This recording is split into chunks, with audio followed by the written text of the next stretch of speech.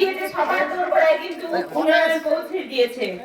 5 বছর বিজেপির বিধায়ক থাকেন শীতল বাবু, একবারও কখনো দেখেছেন আপনাদের এই অঞ্চলে এলাকায় আসতে কোথাও উন্নয়ন ঘটাতে?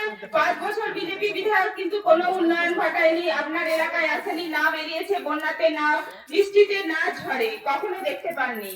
এখন বিজেপি নামক একটি সাম্প্রদায়িক শক্তি, ভোট এসে গেছে, ভোটের সময় এবার আপনার বাড়িতে আসবে, আপনার সাথে মিথ্যাচার করবে, আপনাকে বিভিন্ন ভাবে প্রলোভন দেখাবে। যেমন একটা মিথ্যাচার অলরেডি শুরু করে দিয়েছে, সেটা হচ্ছে যে অন্নপূর্ণা ভান্ডার দেবে। আমার মাননীয় মুখ্যমন্ত্রী মমতা বন্দ্যোপাধ্যায় আমরা মহিলারা যাতে ভালো থাকি, যাতে আত্মনির্ভর হই, তার জন্য লক্ষ্মীর ভান্ডার দিয়েছে। 1000 থেকে 1200, সেখান থেকে আমাদের 1500 1700 করে বৃদ্ধি করা হয়েছে। তো যখনই আমার দিদি আমাদের পাশে থাকে, মহিলাদের পাশে থাকে, তখনই বিজেপি মিথ্যাচার করতে শুরু করে দেয়, বলে অন্নপূর্ণা ভান্ডার দেব। আমি সবাইকে বলি, যে রাজ্যে ক্ষমতা আছে, 19টি রাজ্যে বিজেপি ক্ষমতা আছে, কোথাও দেখেছেন সাধারণ মানুষের কাছে এত প্রকল্প পৌঁছে গেছে? আজকে কৃষি ক্ষেত্র থেকে শুরু করে স্বাস্থ্য, শিক্ষা, সমস্ত দিক থেকে কিন্তু আমাদের মুখ্যমন্ত্রী, আমাদের রাজ্য সরকার কিন্তু আমাদেরকে দুধের ভাতে রেখেছে। তো বিজেপি যদি ক্ষমতায় আসে, সবার আগে আমরা মা বোনেরা যারা সুরক্ষিত আছি, যারা এত সম্মানিত হয়ে আছি, তাদের কিন্তু বিপদ।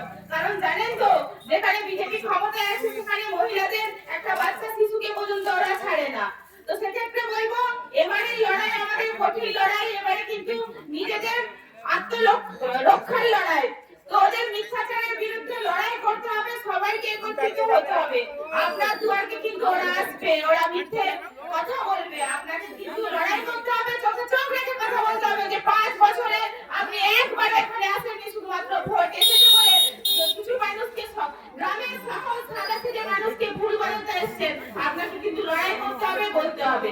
আমি একটা কথা বলি, যে আমার দিদি, আমার মুখ্যমন্ত্রী মমতা বন্দ্যোপাধ্যায় যেমন সাধারণ মানুষের পাশে আছেন, পরবর্তীকালে আপনারাও সব সময় আপনারা আমাকে আপনাদের বাড়ির মেয়ের মতো মনে করে সব সময় পাশে পাবেন। যে যখনই লাগবেন আপনারা কিন্তু আমাকে পাশে পাবেন। তাই বলি, 23 এপ্রিল আসছে দিন, জোড়া ফুলে ভোট দিন। বিজেপিকে একটি ভোটও দেবেন না, সিপিএম তো অনেকদিন আগেই শূন্য হয়ে গেছে। তাই সবাই মিলে আসুন, একত্রিত হয়ে লড়াই করি। লড়াই করলে আমরা জিতবো, এটা আমরা আশাবাদী। ধন্যবাদ, সকলে ভালো থাকুন।